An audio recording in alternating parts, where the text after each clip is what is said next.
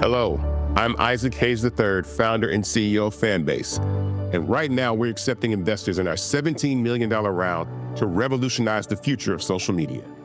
Today, for just $399, you can own 60 shares of stock in Fanbase at $665 a share. Go to startengine.com/fanbase and invest today. While the big platforms have grown too massive and disconnected from their users, Fanbase is building a platform where creators and users truly come first. We've already raised $8.6 million from everyday investors who believe in this vision, and now you can join them. This is your chance to invest in a social media tech company with over 1 million users that is disrupting media by allowing anyone to reach all of their following and monetize their content from day one. The market is changing, big platforms are failing to serve their users, and Fanbase is stepping up to fill the gap. Don't wait until it's too late. Invest now. Invest for yourself and your future. Go to startengine.com/fanbase and own the future of social media.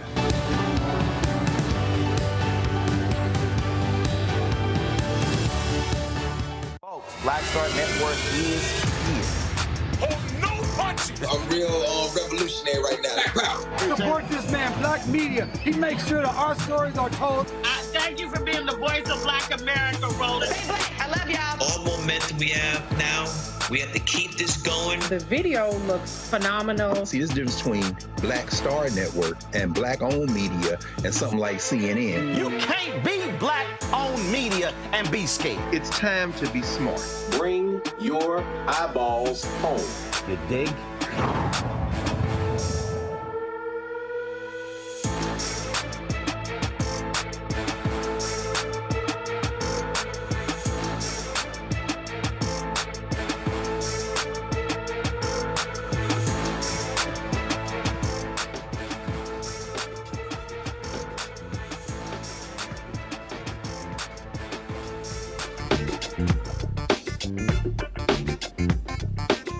April 7th, 2025, coming up on Roland Martin Unfiltered, streaming live on the Black Star Network. The twice-impeached, criminally convicted felon-in-chief Donald Trump has slapped tariffs on all imports, igniting a global trade war. Oh my God, MAGA is breaking down. Even some of his people are just complaining, they're crying. You got poor little Meghan McCain sound like a fool because she supported all the policies and now she's complaining. Oh, we're gonna show you all of the drama. In yet another attempt to whitewash American history, the National Park Service, under this racist administration, removed Harriet Tubman's photo and quote from its website. They also are reimagining the Underground Railroad. Plus, you have them targeting the National Museum of African American History and Culture. We'll talk with Chicago pastor Dr. Otis Moss III, who recently told his congregation, we will not be erased. Secretary of State Marco Rubio says all U.S. visas from South Sudanese passport holders are revoked effective immediately because they won't just accept whatever the Trump folks give them. Also, why is our State Department declaring the Bahamas a risk for travelers? In tonight's Where Our Money segment, I'll talk with Blavity Inc.'s founder and CEO, Morgan DeBond, about the importance of independent Black-owned media. Lots to break down. Also, over the weekend, Indivisible had their marches. Reverend Dr. Bishop William Barber, he spoke here at D.C. We'll hear what he had to say. It is time to bring the funk on Roland Martin Unfiltered. On the Black Star Network, let's go. He's got it. Whatever the biz, he's on it. Whatever it is, he's got the scoop, the fact, the find. And when it breaks, he's right on time and it's rolling. Best believe he's knowing. Putting it down from sports to news to politics. With entertainment just for kicks, he's rolling. It's on go, roll, y'all. It's Roland Martin, rolling with Roland now. He's funk, he's fresh, he's real, the best, you know he's Roland Martin now.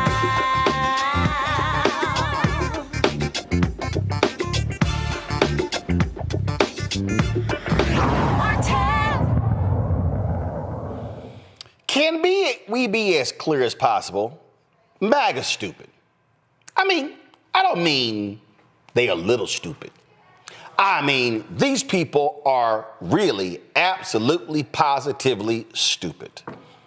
Donald Trump ran on, I'm going to jack up tariffs. We're going to make so much money from the tariffs. And these idiots believe the twice-impeached, criminally convicted felon-in-chief, the con man, who also filed for bankruptcy multiple times. See, they held him up as this amazing economic genius. Oh, he's a businessman. Oh, man, what's wrong with y'all? We're going to do so much better from him. Now, all of a sudden, we've ignited a global trade war. The stock market has collapsed. People are saying it's going to be a recession. JP Morgan raised its odds of a U.S. recession to 60%, up from 40%. Other banks have similarly adjusted their economic forecasts downward. We literally are witnessing an economic catastrophe. But, hashtag, we tried to tell you. Today's morning trading in Europe began with a sharp decline. German DAX fell by more than 6.5%. The Brits, 5%. The French, 6%. These losses are a continuation of the wave of horror, he called it Liberation Day, as a result of the tariffs. Asian markets have already demonstrated a sea of red. Japanese Nikkei at the peak was down almost 9%, and Hang Seng in Hong Kong fell by more than 13%. South Korea and Taiwan also in a deep red zone. Chinese investors are warning on a terrible Monday. And remember, he said on Wednesday, I'm going to jack up Chinese tariffs even more. The folks at Fox News are having to own up to, oh my God, what the hell is going on? Things are going bad.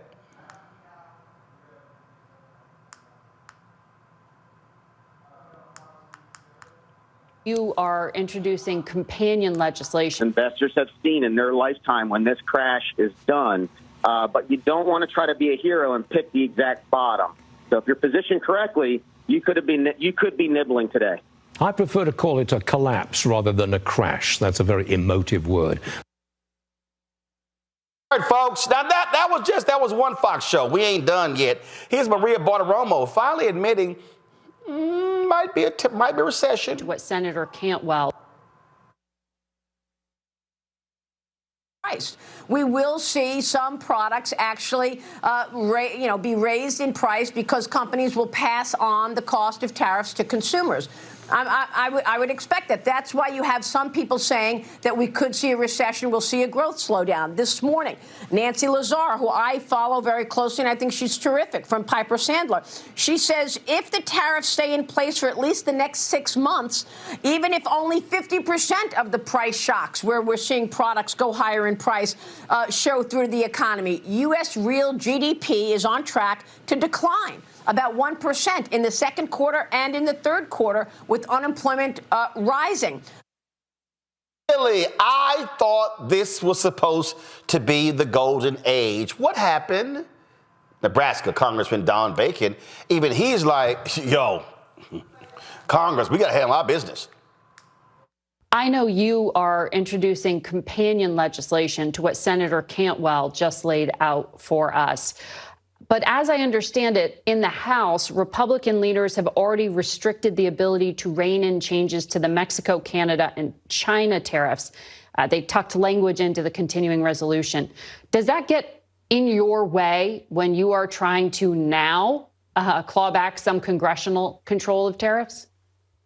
Well, first of all, good morning, Margaret. Thanks for having me on. And I enjoyed listening to Senator Cantwell. I support the legislation that Senator Grassley, Senator Cantwell, we have a total of 7 Republicans in the Senate.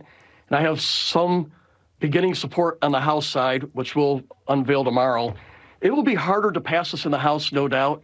I think if we get 60 votes in the Senate, they'll put pressure on the House to look at this. And if we continue to see the stock market go a certain direction, or if we see inflation or unemployment shift in a bad way, I think then this bill becomes a very viable bill. So it will not pass tomorrow or maybe in the next couple of weeks, but this will be in the queue that we can use. And it's time that Congress restores its authorities here. And the Constitution is clear. The House and the Senate, Congress has the power of tariffs and taxes, and we gave some of that power to the executive branch. And I think in hindsight, that was a mistake. He's saying that's a mistake. Well, guess what? Lil Mike Johnson, the Speaker of the House, he doesn't think so. Y'all want to see an idiot who's in a cult? Listen to this. we have to give the president space. His strategy is playing out. It's been less than a week, so I think he's owed that. His strategy, You know what time. I love this. His strategy is playing out. The economy is tanking. And he's like, but things are just going swimmingly well. Really? That's interesting. Congressman, Democrat leaders Hakeem Jeffries said this. Mr. Leader, good afternoon. Thank you. Jamison Greer, the new trade representative, will testify before the Senate and House committees the next couple of days. What would be your question to Greer about these tariffs?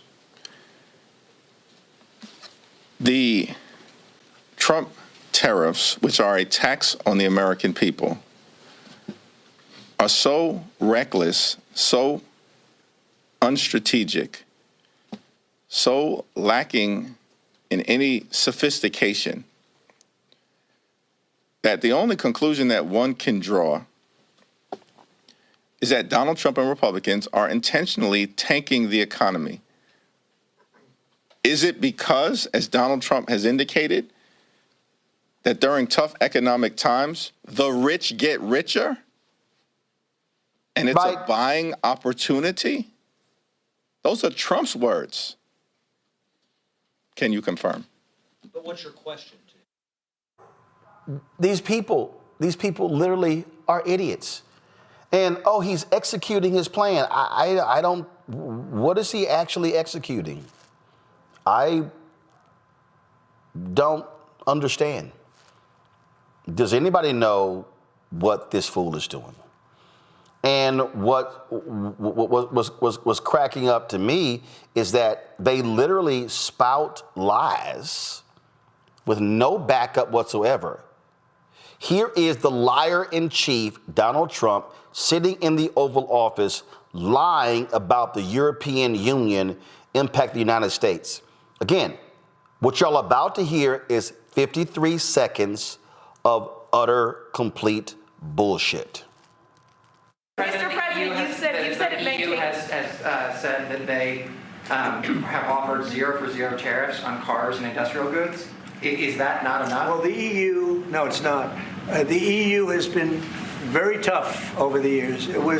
I always say it was formed to really do damage to the United States in trade. That's the reason it was formed. It was formed with all of the countries from Europe, I guess most of them, not all of them, but most of them. And they formed together to create a little bit of a monopoly situation, to create a unified force against the United States for trade. So they have NATO, which is largely the same countries, and they took advantage of us dollar-wise and militarily until I got there. You know, I was able to get $600 billion from NATO. Yeah, so...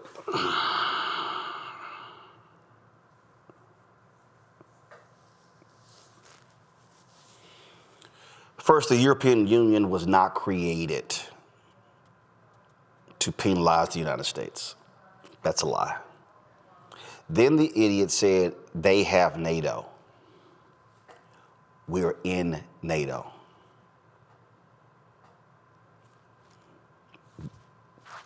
We created NATO. How about you read a book? How about you actually study something? But no, we can't do that. Then you're going to love this one here. So Trump gets asked, you guys slapped some tariffs on some islands that are uninhabited, where penguins actually exist. But there was one country that was missing from the tariffs. Putin's Russia. This is what the Russian agent masquerading as the commander-in-chief actually said to that. Listen. A little bit about your potential meeting with Vladimir Putin. Do you still plan to meet with him? Could that happen in Saudi Arabia?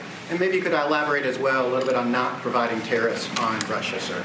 So The reason we're not talking about tariffs with Russia is because we're not doing business essentially with Russia because they're in a war. And I'm not happy about what's going on with the bombing because they're bombing like crazy right now. They're bombing. I don't know what's happening there. That's not a good situation. So we're meeting with Russia. We're meeting with Ukraine. And we're getting sort of close. But I'm not happy with all the bombing that's going on in the last week or so. I'm confused. So we have slapped significant tariffs on our allies, but not Russia. Does somebody want to explain to me why not Russia? Does anybody want to explain, what that problem is?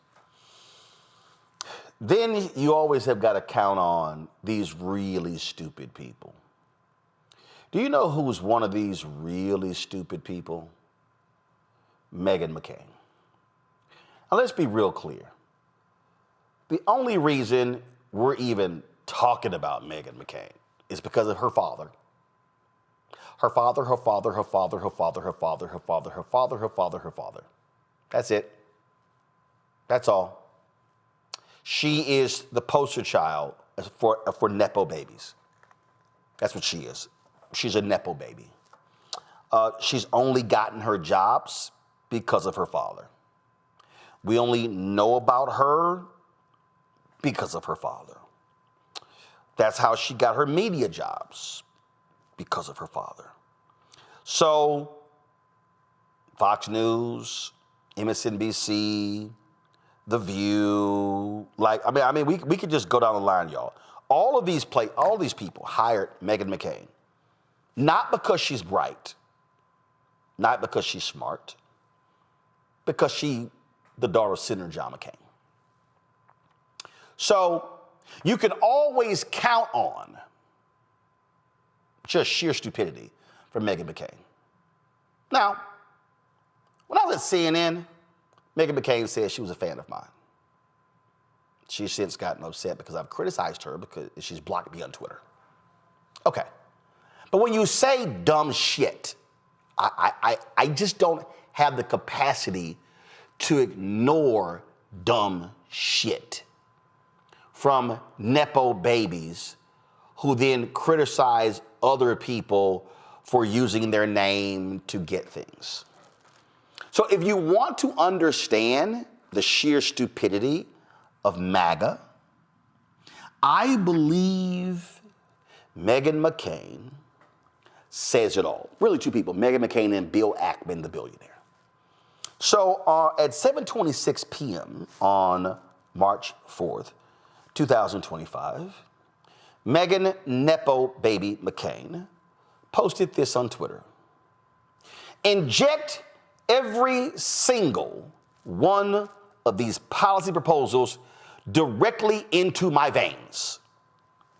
In my veins. That is Meghan McCain saying everything that Donald Trump is proposing, inject into my veins. I'm not gonna take it orally, I don't want a suppository, put it right into my veins. That's what Meghan McCain said.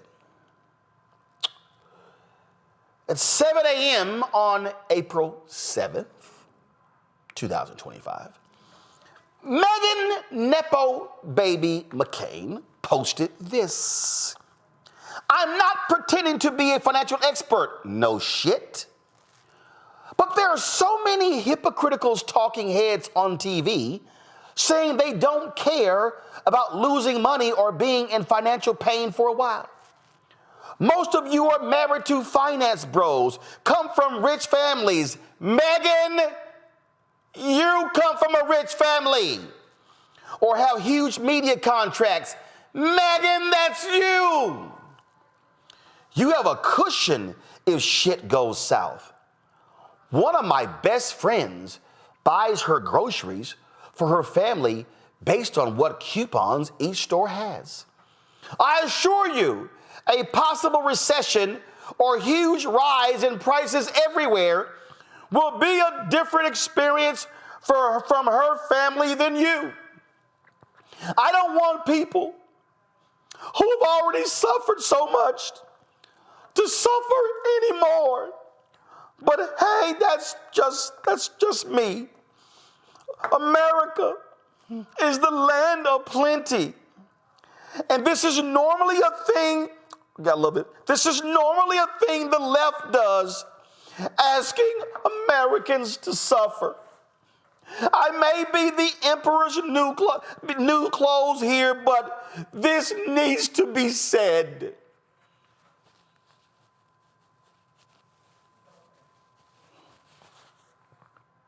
That was Meghan McCain.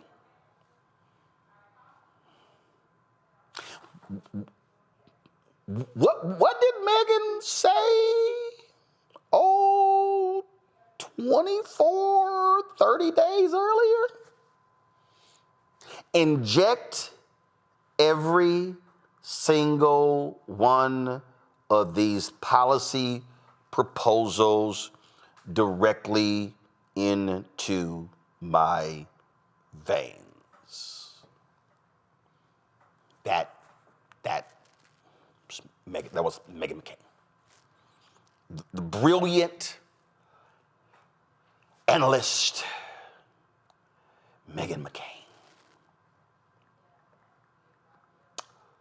So she's now crying because her friend buys these groceries, and it's rough. Bill Ackman, the billionaire, decided to attack the Commerce Secretary, Howard Lutnick, complaining, what the hell is he talking about with these tariffs? Now you have this idiot. If you haven't noticed by now, I speak the truth regardless of the consequences to me personally or what other people think. Then he says, I have no anger toward Dems, just disappointment. I don't think this was foreseeable. I assumed economic rationality would be paramount. My bad.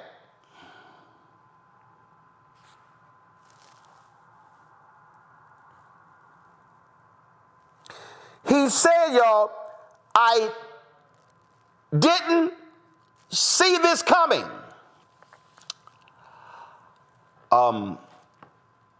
Kamala did.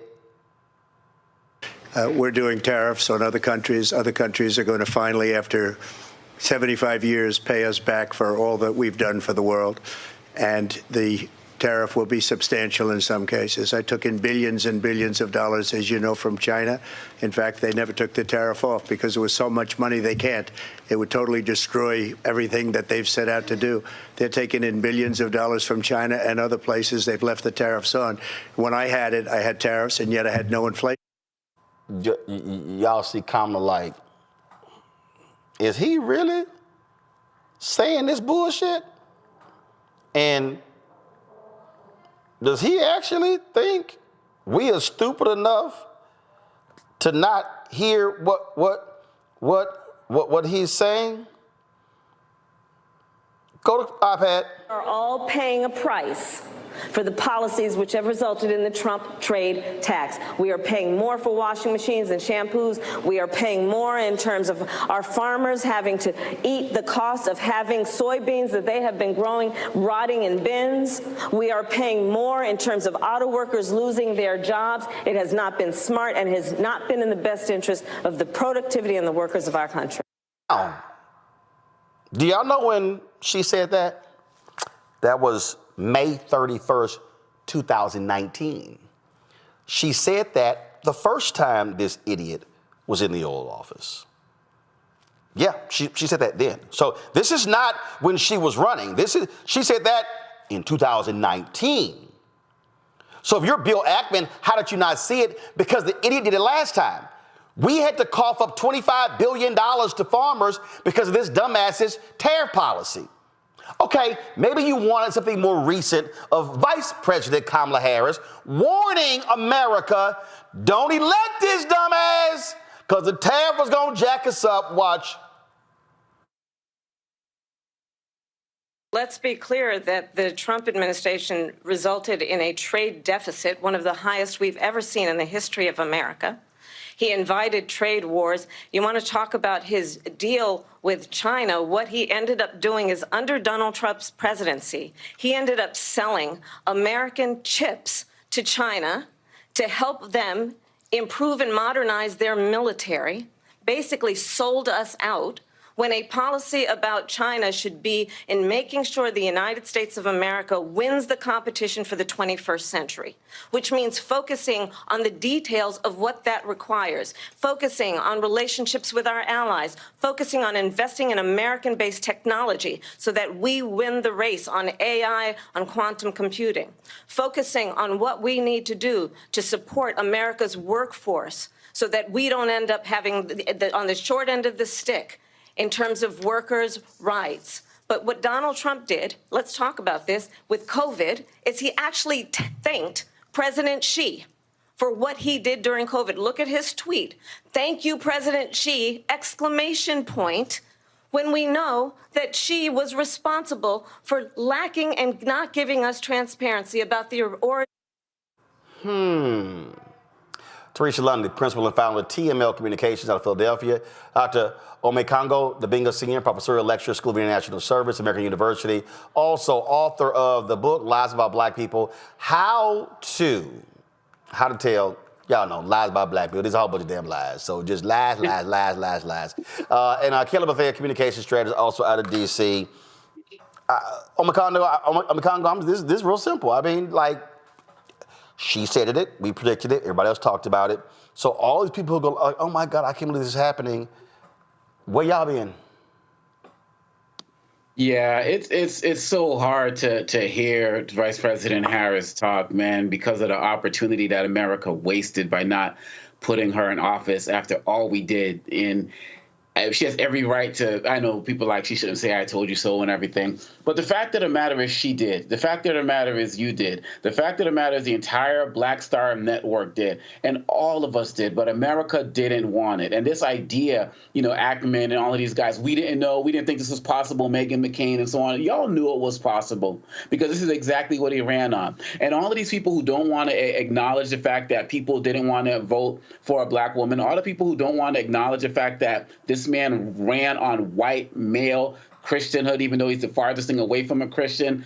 All of the other Republicans had better economic policies, better for Republicans, right? All this man had was tariffs. Tariffs was going to pay for daycare. Tariffs was going to pay for everything. These other guys had actual policies, and Americans rejected them and voted for him. So these guys knew exactly what they were getting. They could have went with DeSantis. They could have went with Haley, Ramaswamy, all of these guys. This is what they wanted. They wanted the bombast. They thought that they were going to be closer to him and that they were going to be exempted from everything that he was going to do that would hurt other people. Because as long as he was going to inflict pain on other people, deport the illegal criminal aliens, as long as he was going to get rid of quote-unquote woke policies, they didn't care. And now they're realizing that this man's plan, as you said, Russian agent style, is to tank the entire U.S. economy. Yep. How are you going to say you didn't put sanctions on Russia because they're at war, but you have sanctions on Ukraine? Everything this man says is a lie in every way, shape, or form. Yep. And the question, which you've already answered, is who's he doing this for? It's clearly not for us. I think it's very simple. Who is he doing this for, Kelly? I'll tell you. What this is doing is I've had multiple people send me this text message. He's tanking the economy because it makes it a lot easier for very rich people to buy stocks at depressed prices. Absolutely. And it's interesting that you mentioned the economy in this particular context, because as of this morning, if we had a competent president, he would be declaring today the start of our recession. That's how bad the economy tanked over the weekend. So to me, like Mokongo was talking about, like he does nothing but lie.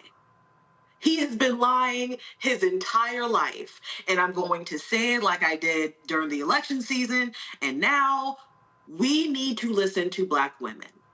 And this country was clearly not ready for a Black woman president, because otherwise she would be in office. That woman worked 3 times as hard, got 1/3 of the result, and we have been nitpicking and examining under the microscope of all microscopes as to what went wrong. Nothing went wrong. You were wrong. You were wrong in your thought that a Black woman could not do this job, even though she has proven time and time again in her station as senator, in her station as AG for California, in all of these roles, that she is able to do what she said she's going to do and has strategies for such. And nobody wanted to listen to her. So we are here now because you didn't want to listen to a Black woman and what she had to say. Well, also, let's be clear, whole bunch of Black men also voted for Vice President Kamala Harris. Actually, 2 largest groups were Black women and Black men, Teresa. But again, they got what they wanted. Now they're complaining. Hashtag we tried to tell you. Yeah, that hashtag needs to go viral. I think a lot of times when we are listening to Donald Trump and his team, I think what's actually more impressive is that every time he goes open his mouth, they cringe. So if we're looking at, some of these interviews that are happening during the day, it's you can tell when somebody just doesn't want to go to work today because you just don't know what to expect. And I think that's what we're seeing right here with Donald Trump and some of the nonsense just coming out. Listen, to both of my colleagues' point, we have to realize who Donald Trump was talking to. He was talking to the American that did not understand trade policy, did not really understand policy or what's going on in the economy. He was talking to those that with a simple message of making America great again, no matter what that looked like to them, he got reelected. Indeed. So that's just, of course, the tariffs is one thing these fools are doing. Now we also seeing how they are rewriting history. When we come back, we'll check with Pastor Otis Moss III about how this racist administration really wants to just dismiss Black folks and just make shit up. That's next. Roland Martin Unfiltered on the Black Star Network.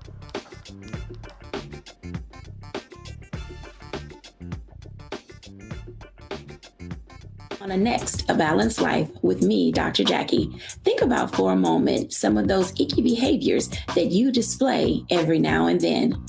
Are you a petty Betty or a crabby Kathy? Where do those less than attractive traits come from? We all have them. And more importantly, how do we get rid of them to make certain that they don't infect other people? Pettiness is something that we all carry. It's just make sure that you carry it well and you don't use it to intentionally hurt. On the next A Balanced Life with Dr. Jackie on Black Star Network. This is Essence Atkins. What's the love king of R&B, Raheem Devon? It's me, Sherry Shepard, and you know what you watch. You're watching Roland Martin Unfiltered.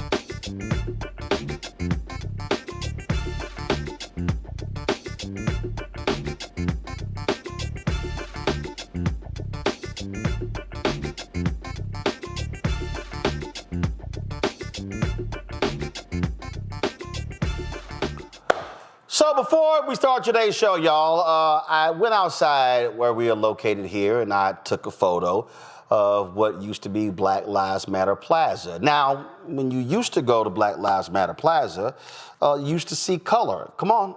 You used to see color. You used to see, the letters Black Lives Matter there in gold. Well, now when you go to Black Lives Matter Plaza, it looks just like the Republican Party, pale, no color. This is emblematic of today's Republican Party. They're the ones who forced Washington, D.C. to tear apart this memorial. It is an effort by them to erase us, erase monuments. National Park Service, what did they do? They removed Harriet Tubman's photo and quote from their website, replacing with images of Postal Service stamps that highlight black-white cooperation in the secret network and that feature Tubman among other abolitionists of both races. Now, this goes right the pattern, because remember, the attack on DEI led to them removing the pages of Jackie Robinson and what his role played in the U.S. Army, removing Medgar Evers and others as well, removing historic women who in combat. I mean, we go on and on and on. What we have is a whitewash. We have Donald Trump, J.D. Vance, Elon Musk, and MAGA. They really want this to be a white country. This is really a throwback to Jim Crow. How they're attacking books, the Navy. They announced all of these different books that they are whacking as well. We can go on and on and on. So this is truly about erasure, because for them, this is a white country. Chicago pastor Reverend Otis Moss III recently told his congregation, had a sermon and said, "We will not be erased." Here's some of that. On Thursday, the Trump administration signed an executive order entitled, quote, "Restoring Truth and Sanity to American History." This order targets two institutions, the Smithsonian Institution and the Department of Interior. This order states, over the past decade, Americans have witnessed a concerted and widespread effort to rewrite American history. This revisionist movement seeks to undermine the remarkable achievements of the United States by casting the founding principles and historical milestones in a negative light. Human happiness is reconstructed as inherently racist, sexist, and oppressive, end of quote. The executive order takes specific aim at the National Museum of African American History and the Museum of Women's History that is yet to be built in the United States in Washington, D.C. The order specifically directs Vice President J.D. Vance. As I mentioned previously in the 5 minutes, he is an acolyte of the so-called philosopher and anti-democratic promoter Curtis Yarvin, who believes that some races are built for servitude. And also Peter Thiel, who is a billionaire funder of J.D. Vance. And it should be noted that he is a South African, Afrikaner. And J.D. Vance has been instructed by the person who occupies the White House currently, but not permanently, named Trump, to root out any American divisive ideology and exhibits that make America look bad. This executive order also seeks to reinstall Confederate monuments taken down during the Black Lives Matter movement. Joining us right now is Reverend Dr. Otis Moss III, joining us from Chicago. Of course, I wore the appropriate attire today, so glad to have you on the show, Fred. So let's, here's the deal. Product 2025 lays all this out. This was all by design. I laid all of this out. I laid all of this out in my book, White Fear. Okay, so the book ban in Florida, all of these different things. We saw in 2000, here's the real deal. These white folks have been mad because they are pissed off with the racial reckoning that took place with the murder of George Floyd. They attacked Black Lives Matter in 2021. They attacked CRT and used it during the election in 2022. They attacked woke in 2023. They attacked DEI in 2024. It's fundamentally clear, Anybody who doesn't see this is purposely blind and crazy. Absolutely. Absolutely. We've witnessed this over and over again with this administration. But this is a movement by not only conservative forces, but I call them Confederate fanboys. And this executive order was specifically targeting the National Museum of African American History. But it was also designed as a distraction, because the day before, the news cycle was about Signal Gate, and then an executive order targeting, again, Black people. And it is our responsibility as people of faith, as Black people, to ensure that no one erases our history. And that is why we place the National African American Museum, the National Museum of African American History, into our budget. We had a church conference right in the middle of worship and said, all those in favor of doing this, because we will not be erased. But there is a problem here, Pastor, and that is there is something called the Wilson Center. The Wilson Center was created by Congress. It is a think tank. The Wilson Center is made up of Republicans and Democrats. And what Donald Trump did was he has shrunk this from 130 staffers to 4. So it technically still exists. One of the executive orders he launched targeted this, where he announced that, and again, this is something that Congress created, and he directed the elimination to the maximum extent consistent with applicable law of the Wilson Center and other federally funded entities. But here's what they've also now done. So the CEO of the Wilson Center, Republican, fired that person. They replaced the board, including Republicans who he appointed last time. But here's what they've also done. They're returning donor money. I am trying to warn people. This is what they're going to do to the Smithsonian, the National Museum of African American History and Culture. I believe that they're going to fire Lonnie Bunch. I believe that they're going to end up laying a lot of these people off. I believe that they want to completely destroy the #1 attended museum in Washington, D.C., because they do not like the fact that it tells the true story of America. I agree with you, Roland, that there is a concerted effort in reference to erasure. One of the challenges that they will face is that the Board of Regents is 17 individuals who also are a variety of people, some Democrat, independent, you name it. This is a public-private partnership, and we have authority in terms of protecting this institution.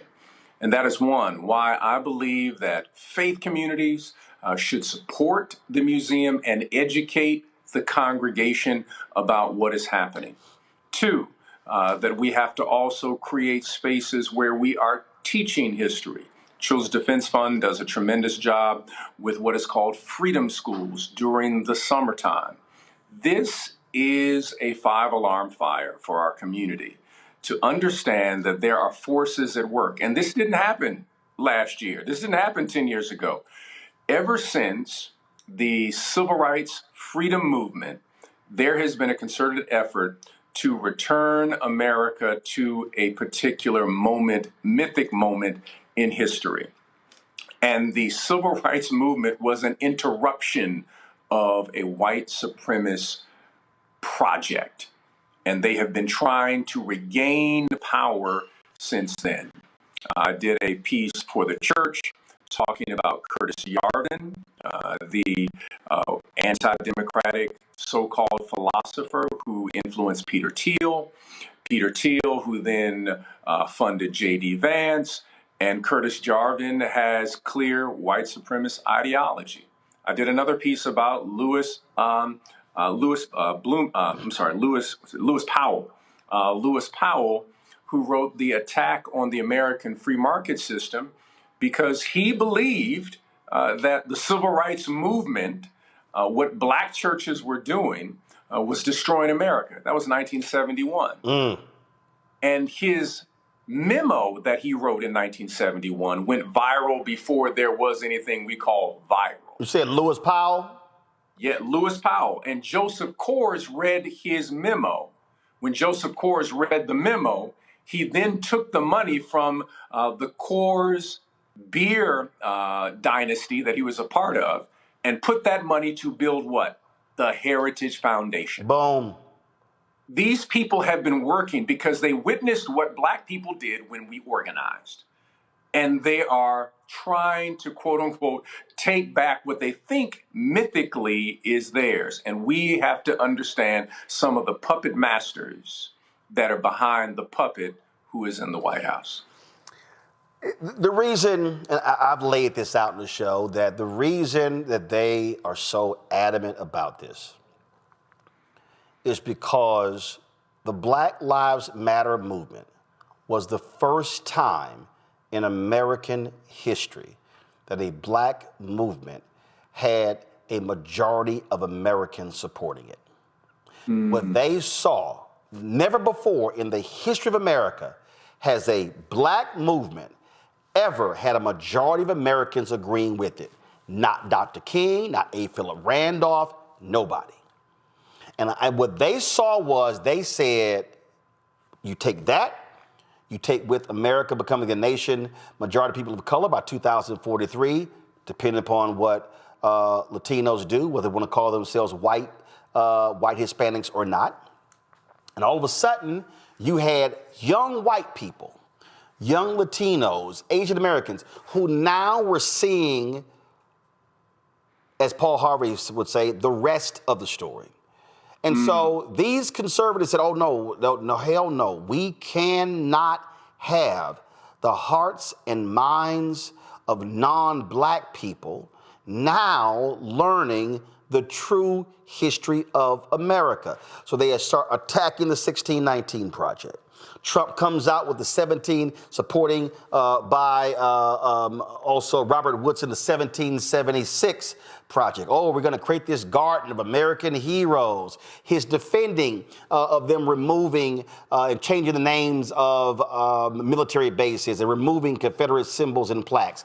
After 10 black people were killed in Buffalo, you only had one Republican, then Illinois Congressman Adam Kinzinger, support a resolution calling for the end of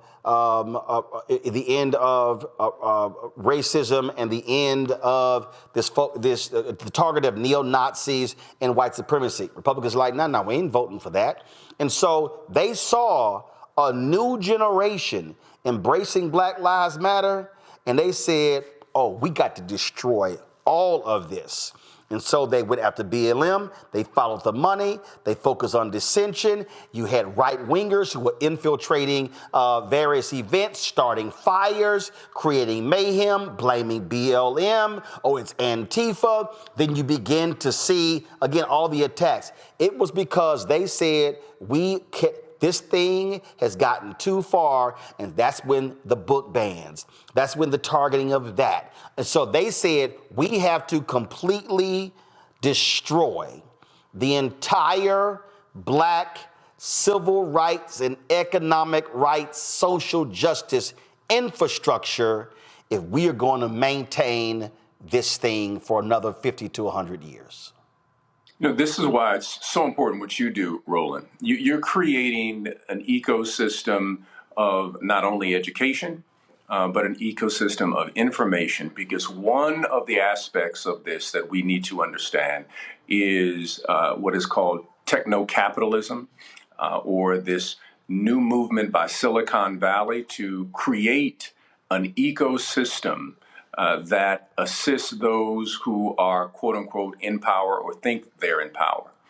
And they are utilizing that ecosystem, an ecosystem that drives fear, an ecosystem that continues this mythology that makes white people think that they're actually white, the social construction, an ecosystem that is what I call the digital Henrietta Lacks syndrome, where they're taking our data and they say that they own it. And they, in the process, they are attempting an erasure of black people. But this has been consistent in America since we have been here. The mythology and the removal of our contributions. And that is why we cannot depend on other people to tell our story. We need what you are doing. We need what other people are doing in terms of creating an ecosystem of education. And that's why I believe that churches and mosques and synagogues and community spaces must band together to create spaces where we are telling the story. I love the African adage that is told that why is it that the lion is always losing in every story? And the story that the old man shares back with a young child is simply this: when the lion learns to tell his own story, he will be the hero of the story. Otherwise, the hunter will always come out on top. And we've got to tell our own story. Yep. That's one of the reasons why I have been imploring our people. We've got to support black-owned media because we're going to be asking somebody else to tell our story.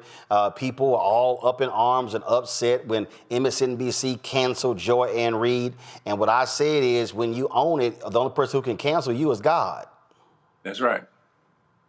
Well, what you laid out is critically important. And here's what I hope. And this is the last question for you. What is your message to other black churches? Because as I've traveled the country, and look, our numbers have been exploding with our subscribers. Somebody put together a chart, and the chart that they put together sort of laid out, who has seen the growth on YouTube since the inauguration. And they showed folks. They put a blue dot. They broke it down by red and blue. Republican, Democrat, conservative, liberal, however you want to frame that. Matter of fact, I had my digital guy Keenan change it to put a black bar on ours. Because I said that's where we land. But the whole point here is that when you look at the growth over since the first quarter, we have been able to dramatically increase our following. And in fact, out of all the people, so this was the chart, fastest growing political and non-political adjacent YouTube channels.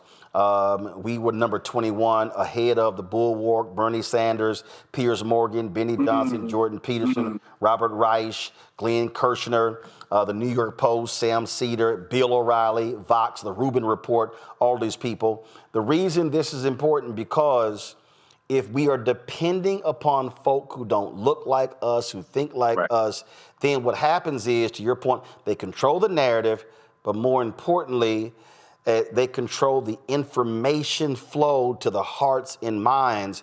And so with them, we already see this happening with the algorithm on all the social media channels because you click one thing and they're going to flood your feed, or with Elon Musk now just force feeding you right-wing content. We have to have a counter. Yes, absolutely. And that's why I'm excited about what you are doing. And my message to churches across the nation, and I first have to give this addendum in reference to this, that there's the black church tradition, and then there are churches that have black people. The black church tradition is the tradition of Harriet Tubman, Frederick Douglass, is the tradition of Fannie Lou Hamer, is the tradition of Martin King, a prophetic tradition that seeks to alleviate suffering of not only black people, but all people. There are churches that have black people in them, and they are committed to a white evangelical, or sometimes really a capitalism and ecclesiastical garments. So for those that are part of the black church tradition, we have a responsibility. We stand on the shoulders of others. So it is our responsibility to tell our story. It's our responsibility to support the Smithsonian. It's our responsibility to share with our congregants what you're doing, Roland, and other forms of independent media. It's our responsibility to educate appropriately. And if you don't have the information, please don't stand up in the pulpit and act like you do. Find someone who does, pick up something known as a book, read it, get the information, and bring in the necessary experts who can break down certain issues and policies so that our community can be educated effectively. The Black church is one of the few spaces we completely control. No one can cut off a grant and say to us, you can't do that. We control it. And when the KKK wanted to bomb, they were not bombing NAACP offices. They bombed churches because they were Black controlled. They bombed, yes, Tulsa in terms of other spaces in there, but that was also because it was Black controlled. So we need to recognize that we already have power. And the response that is happening right now is because they witness what happens when Black people are organized, faithful, praying, and know that there is a vision to build, in the words of W.E.B. Du Bois, the yet-to-be United States of America. And the reason I have a mural in my office called hashtag Black on Media Matters, y'all should have a video. The reason on that mural that we put this whole thing together is ode to Black on Media. The reason you do not see the cover of Ida B. Well Barnett's newspaper is because not only did they firebomb churches, they firebombed her newspaper. That's right. She was writing about lynchings. Then they put a bounty on her head. And so, yes, when you cut off the information flow, then you're able to control the medium. So you laid it out there. So I look forward to what the heck. I think I need to come back to Chicago and visit Trinity, and we need to do something together with my book, White Fear. Let's do it. Let's do a book signing. Let's have you educate. You do such a great job, Roland. We really appreciate you. The folks at Trinity love you. And we're just continue to do what you're doing, brother. You have a ministry, a prophetic media ministry that is transforming people's lives, and we are grateful. Appreciate it, Frat. Thanks a bunch. We'll chat soon. All right. Take care. All right. Go to panel here. I mean, this is Teresa, you're in communications. And it's called mass media for a reason. There's a reason why it's called mass media.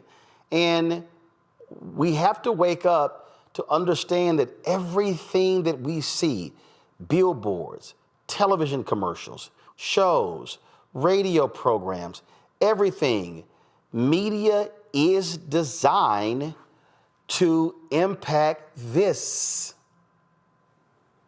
Yeah, mass media is very important. As the brother from Trinity Church was actually explaining, one, I have to say congratulations to the analytics there as it relates to your podcast, because that is a huge step. And actually understand, probably the only media outlet that's really independently owned. So congratulations to that. Well, guess what? Ain't nobody else in this list Black other than, well, she ain't Black. They got Candace Owens on here. So yeah, I'm the only Black person on here. Yeah, the real Black. But yeah, as we talk about it, just, even mass media in some of those areas, from digital, print, the podcasting, but being consistent is always, the number one point into making sure that, people are following, people are listening, they're paying attention. And I think that's how history started, right? They started in radio, started in print. And once the voice was cut, especially Black voices were cut in history, what happened? Riots started to happen, more out of control, narratives was pushed for different directions. And so the importance of protecting communications really means having an educated sender. And I think a lot of people, watch these different podcasts and shows because they're looking for thought leaders to guide them to different perspectives that they may not know. So it is, incumbents of us, I could even say with this show, I've been on here probably 4+ years, but I'm not on here because I look good. I'm on here because I'm bringing, and like our other panels, something to the table from based upon experience and the education that we receive. So is it in tandem for us to give back, more importantly, each and every day. Hey, folks, if y'all are having some issues with audio, it's not us. We're sitting a clean feed. So some folks are saying you should log out of YouTube or sign out and then sign back in. So again, that's not on us. So that's on them. The thing here, this erasure issue, Kelly, is so important because it is by design.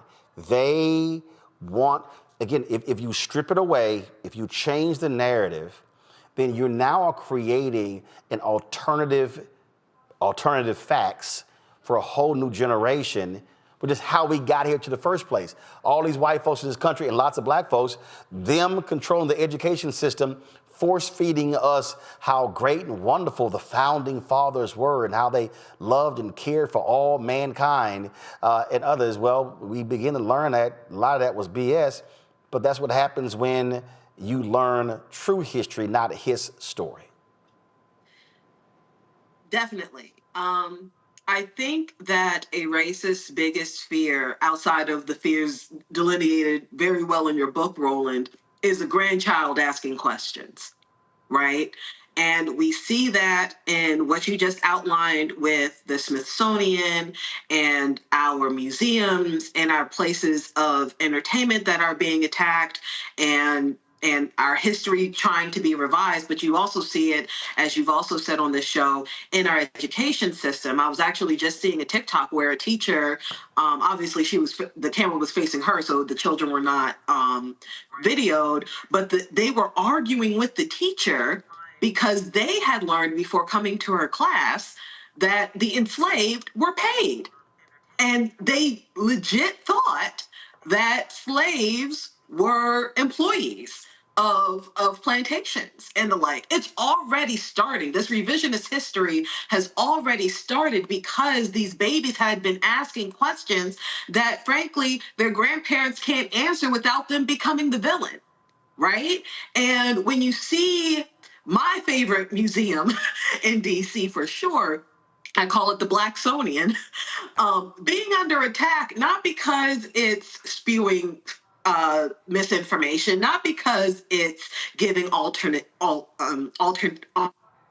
facts or anything like that, but because it's really one of the few, if not the only, museum in the Smithsonian conglomerate that is as accurate and as forthcoming as it is. And it is in your face, right? You have no choice but to ask questions when you are in that museum. You have no choice but to learn something new every time you go in, because that's just how much history, that's just how much information has been hidden and frankly tried to be destroyed by others so that we don't know what's going on. So it is not surprising to me that history is being under attack. What I do think should be happening is the preservation of it, such as what you're doing with your show, TikTokers out there, social media influencers out there trying to preserve history, preserve fact. But I don't think that this is going to be a situation in which Trump is going to win or conservatives are going to win. It's going to be an uphill battle, but I think we'll come out on top.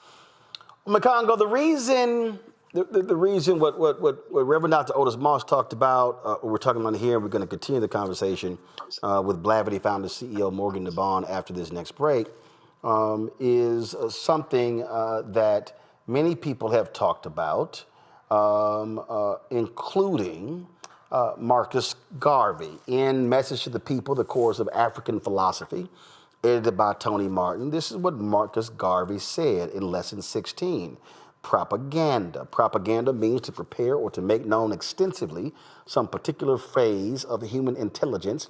The desire is to convert or influence the people to the acceptance of the truth of that particular intelligence that is sought to be spread among them. Propaganda can be true or false in its origin or intent, but it is always directed at the public for the purpose of winning the support of that public to the sentiment expressed in the propaganda. He then goes on to say, propaganda is, as I said earlier, propaganda is all around you to make you buy a special brand of cigarettes, although no good, but advertised to be the best, to make you drink or use a certain brand of tea, telling you of its wonderful qualities and its everlasting benefits, when thee is absolutely nothing to it, and so on. He then also says the press, cinema, pulpit, schoolroom are all propaganda agencies for one thing or the other. The pulpit carries religious propaganda.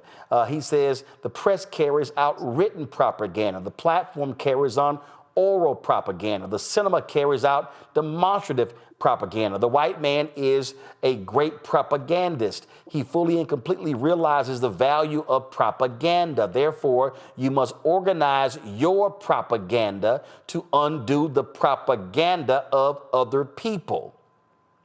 But here's something else that I thought jumped out that I really think is important.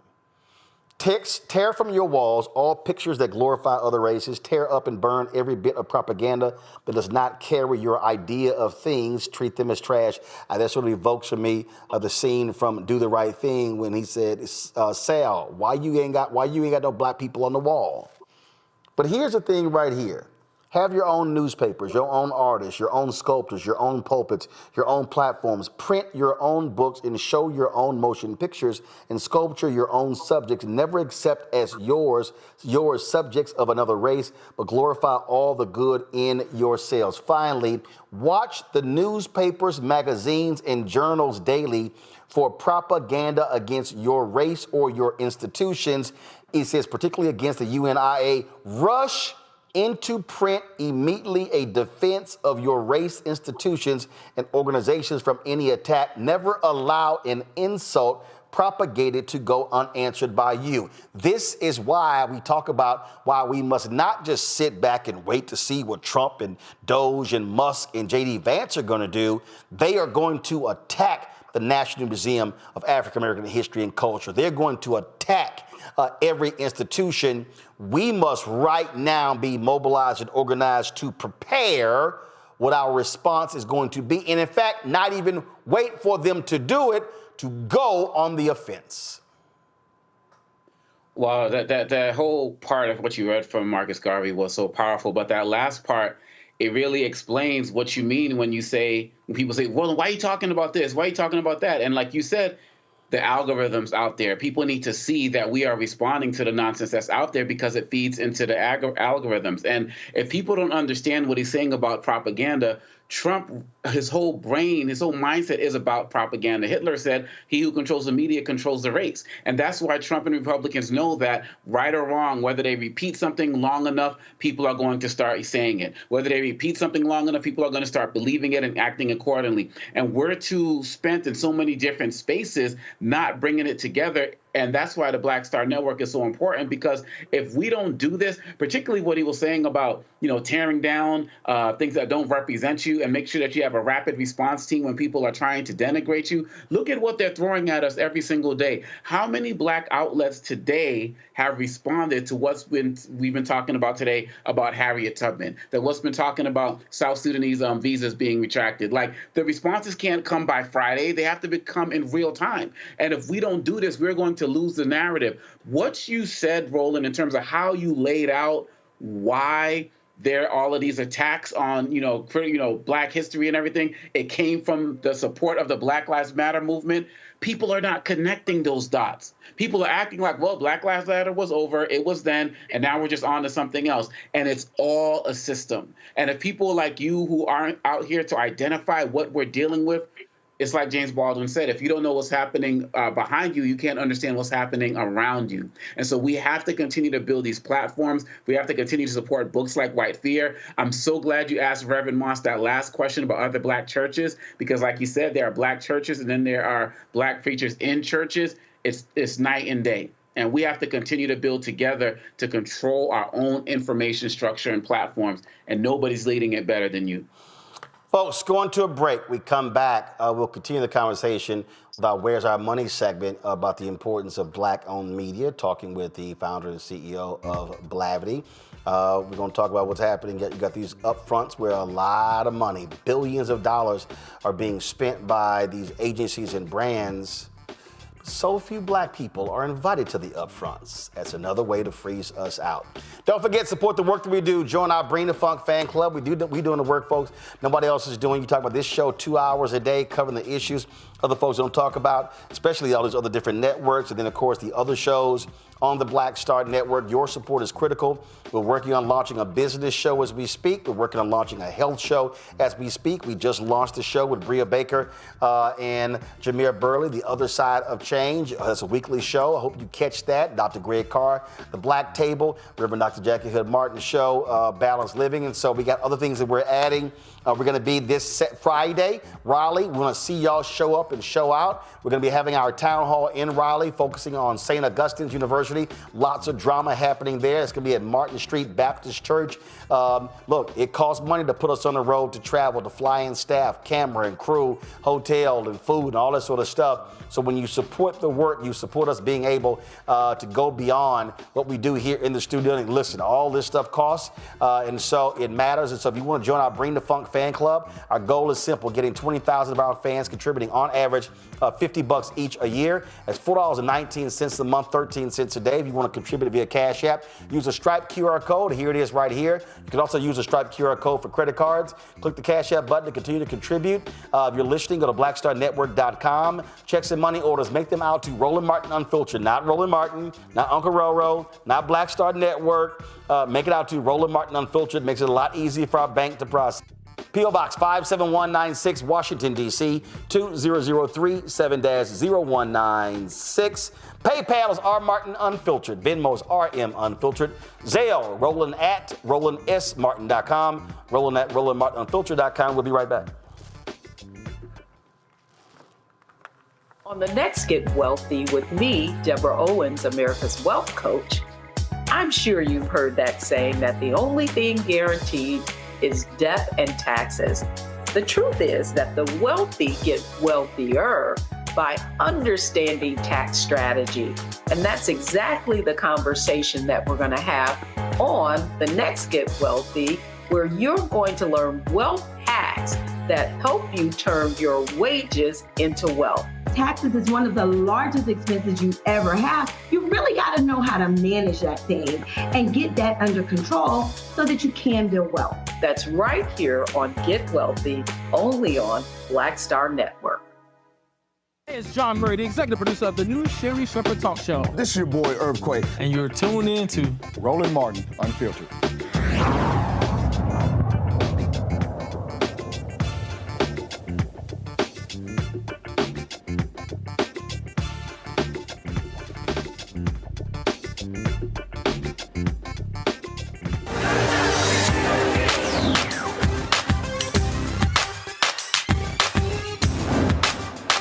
Been frozen out. Facing an extinction level event. We don't fight this fight right now. You're not going to have black-owned media.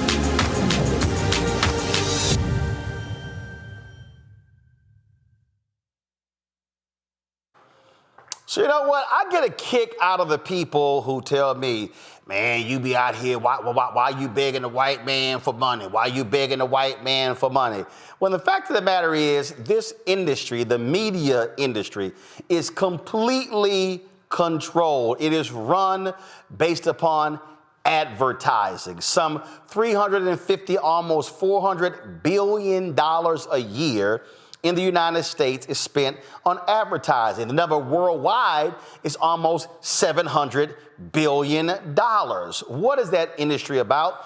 It is about selling products. It's about touching the hearts and minds of people, getting them to buy those products. And so the question is, where do we stand in that? I can tell you right now, the studies show that when we talk about black-owned media spend, these agencies and these companies are spending anywhere from 0.5 to 1%.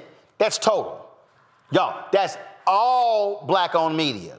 Federal government, same thing, 1% of all money being spent.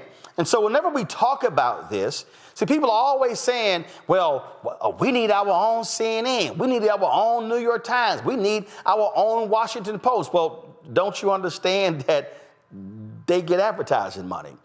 It is not an easy thing for us to do because we are dealing with Jim Crow practices. We're dealing against people who don't necessarily want to support exactly what we're doing. In fact, they literally create all of these loopholes you got to jump through. I mean, you'll see all, and the media participates. You'll see a company, they ain't even launched yet. You'll see a white company, they ain't even launched yet. Get a big old story in the New York Times and the Washington Post and in the trade publications, in Deadline, Variety, the Hollywood Reporter, the Wrap, all these things. And I'm like, they got nothing to show for it. Y'all remember Quibi? Y'all remember Jeffrey Katzenberg? That app came out during COVID where you're supposed to be able to, you could turn your phone and you could see the videos in vertical or horizontal, and they sold out. Y'all listen to me. They sold out their entire first year inventory of $150 million before they launched. Now let me help y'all out. They had zero metrics. What do I mean by zero metrics? Meaning they had no proof that it'll work. They were like, Meg Whitman, Jeffrey Katzenberg, $150 million. When iHeartRadio launched the Black Information Network, they had no metrics, no ratings. They had 9 founding sponsors. McDonald's was one of them. 9. Y'all, ain't no black media company could launch and have no metrics and lock up $150 million. So I need y'all to understand what we are up against when we talk about trying to raise money, trying to raise capital, trying to build media companies, trying to be able to grow, trying to be able to prosper. The reality is that black-owned media today is surviving, not thriving. When you look at the companies, you look at an Urban One, they own Radio One, they own about 50 plus stations, TV One, Clio Network, on the digital assets, the largest, if you will, black-owned media company, publicly traded company. They're operating with a different scale. When you start talking about, like even with Essence, y'all need to understand something. The Essence Music Festival is responsible for 90% of the revenue of Essence Communications. That's it. And you heard Reverend Dr. Otis Moss talk about the importance of having platforms that we own and control because we don't have to ask somebody permission for us to do it. We don't have to explain to somebody why we're actually doing this show. Joining us right now is Morgan DeBon.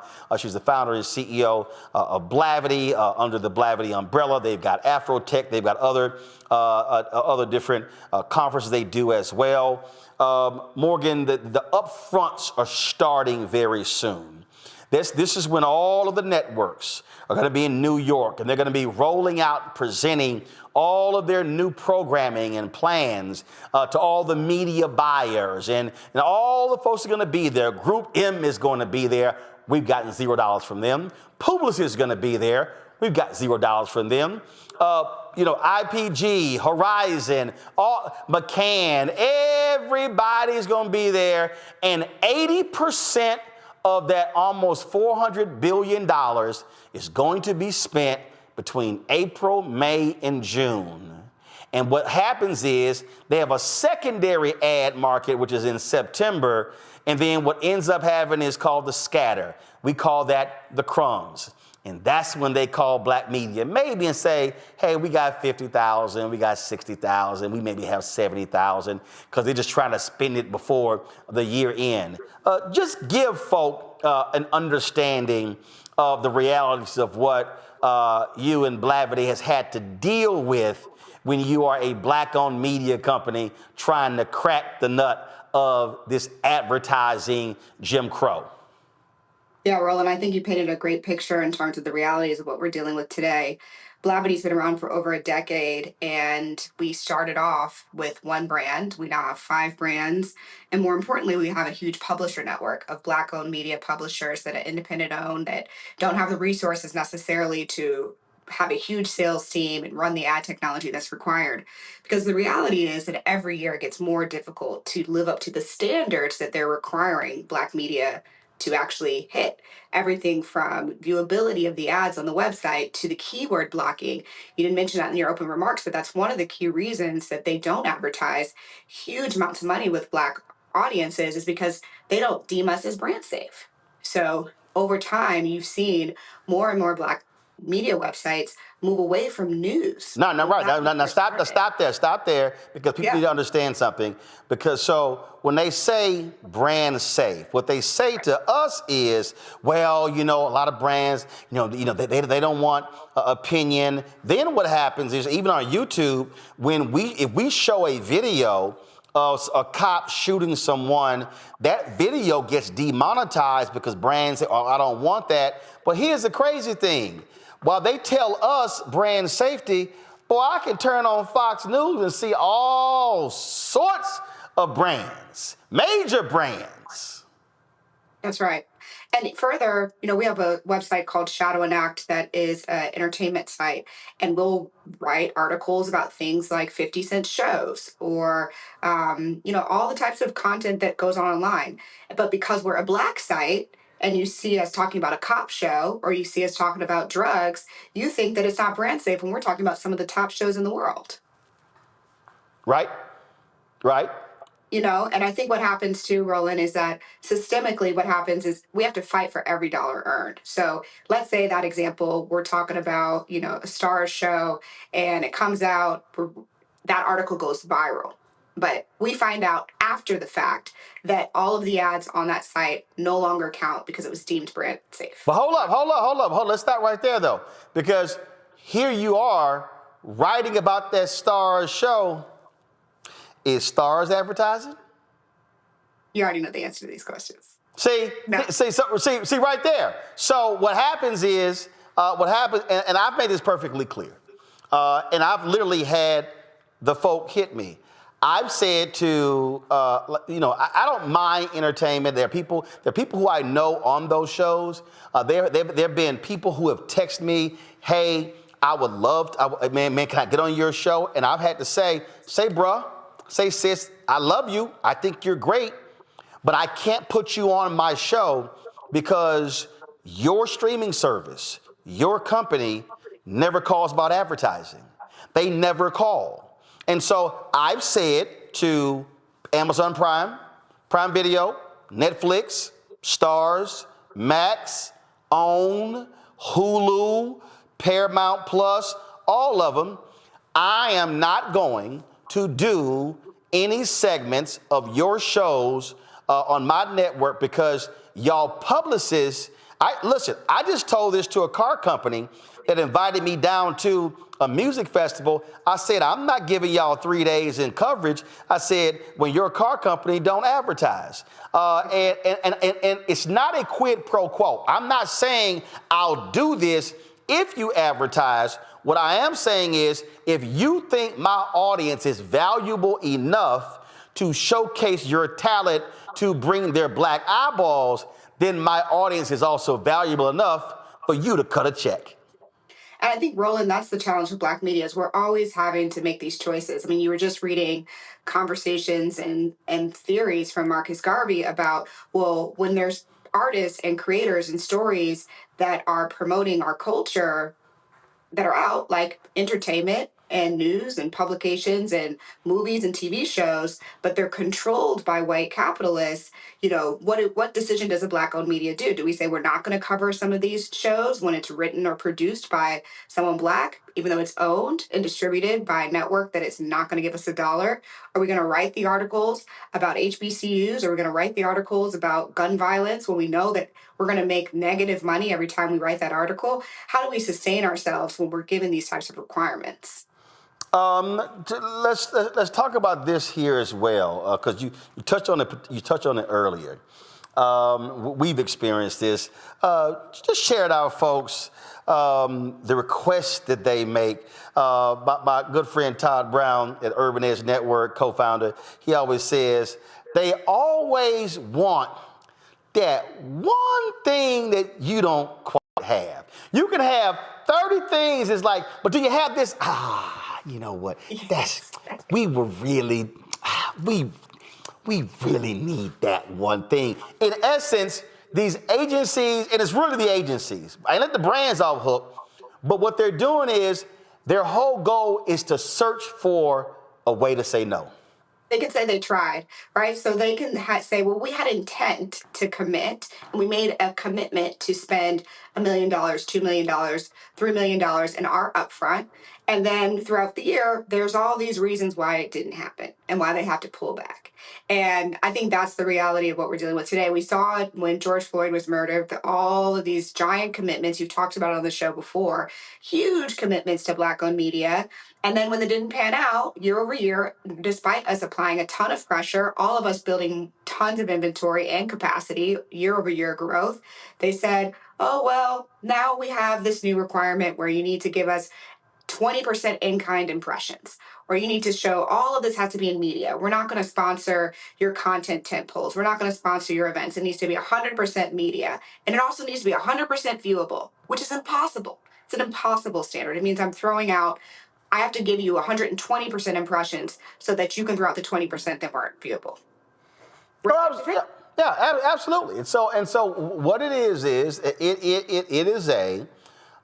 is an effort to say no. You mentioned, there's a word there you mentioned that immediately struck me. You said events. And here's something else that they do. And let me be real clear to everybody who's watching. I don't begrudge, let me be real clear. I don't begrudge any Black-owned media company that has receptions, award shows, conferences, or whatever. Mm-hmm. But here's what they do, Morgan. What they do is they'll sit here and say, oh, what's your calendar? Do you have any events? Do you have an award show? Yeah. Yeah, we'll sponsor that. So what then happens is you have to, in essence, create a whole separate entity that is event driven. That's a whole staff. That's a whole different core business. As opposed to when you have a media company, you ingest ads, you press a button, it goes out. You don't have to build it. So you're running around now spending months putting on a conference, putting on a summit, putting on an awards program, and then you're doing all of this sort of stuff. And then when you look at the numbers, the margin, frankly, is low because it's not like they're spending significant amounts. And I've literally said to brands and to agencies, no, I ain't doing it. And I literally have said, and my grandmother had a catering business, so I catered since I was 7 years old. I stopped when I was 30. So I kind of know a little bit about events and how to put on events. And I've said, no, we're in the media business. I want to do the same thing Disney and Comcast does. That's press a damn button. I am not going to go create a second. If I wanted to create an event business, I would have created an event business. That's another thing that they do that's sort of just that. And so they freeze us out of the advertising money and they force Black-owned media into the event business. Yeah, quiet as it's kept, most of our peers, 80%, as you mentioned, Essence and others, are in the event business. That is where the majority of their revenue comes from. I, too, also built an event business, right? Afrotech is the largest professional gathering of young Black professionals in this whole country. And it is a separate team. It's a separate sales team. It's a separate whole freaking team. And it was a lot of money to build, and it's a lot of money to maintain. And it's been interesting as times have changed, how more and more of our media advertisers who originally weren't that interested in technology or innovation or Silicon Valley are now like, oh, how do I sponsor this? And I'm like, no, you need to stay where you're at on the digital side. Yeah, it is. People have no idea the hell we come to. Last question I'm going to throw to you before I go to my panel is this here. Let's talk about, and how have you had to navigate the battle between the brand going, oh no, it's the agency, and then the agency going, oh no, it's the brand, and then the brand said, no, it's the agency. The agency is the brand. Like, I've literally had to tell some brands, yo, it's your money. Stop all this back and forth. It's your money. I've even had an experience where a major brand, I'm talking about a major brand, we did a deal, a high 6-figure deal, and the brand was like, yo, let's go. The black folks in the brand said, hey, you need to call the agency, do all the paperwork stuff. So I email the agency, and let's just say Molly. In fact, that was her name, Molly. So Molly sends me an email back with a question. And I'm like, okay, well, I answered the question. Molly asked me a second question. And I'm like, the hell is going on? Like, am I being vetted again? So then I hit the black people. Oh, no, it's just, this, it's the paperwork stuff, whatever. So then Molly comes back with a third question. So I don't even call the black people now.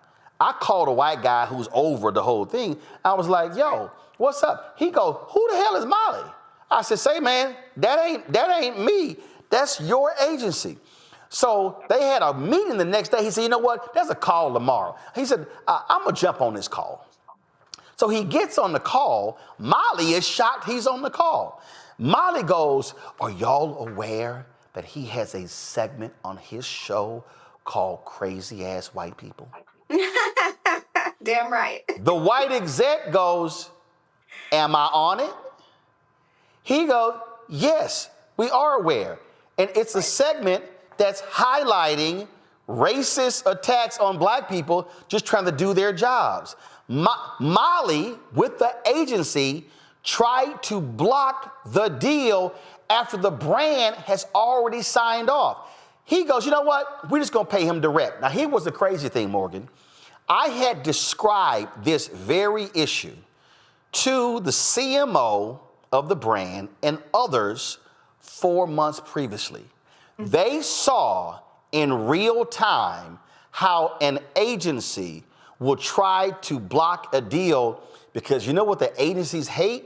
The agency can't stand when you go to the client and the client issues a dictate because the agency, they want to decide how the client's money is spent. And they are pissed when you do that. That's right, Roland. My best advice to every single entrepreneur and founder that I talk to is it's okay to be difficult. The difficult people are the ones who win at the end of the day.